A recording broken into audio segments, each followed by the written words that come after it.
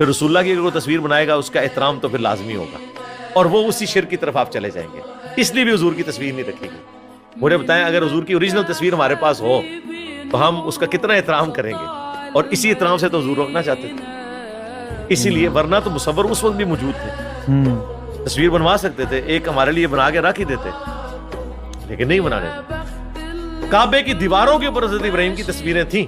صحابہ کرام کو جب حضور نے حکم دیا کہ مٹاؤ، کھٹک گئے حضرت ابراہیم کی، حضور نے اپنے مبارک ہاتھوں سے مٹائی. یہ اللہ کے لیے یہ خانقاہ ہے، یہ اللہ کی خانقاہ ہے، اللہ کا گھر ہے. اس میں مخلوق کی کوئی دخل نہیں کہ آپ اس کے سامنے جھکیں اس کی تصویر پہ. یہ بات تصویر کے پیچھے یہ تھی. مولانا مودودی نے کبھی تصویر کو حرام نہیں کہا، ڈاکٹر طاہر القادری نے کبھی تصویر کو حرام نہیں کہا، ڈاکٹر اسرار نے کبھی حرام نہیں کہا. ان لوگوں کو 8 سے 40-50 سال پہلے ان باتوں کی سمجھ تھی کہ یہ وہ تصویریں نہیں ہیں، اور عرب کے علماء نے کبھی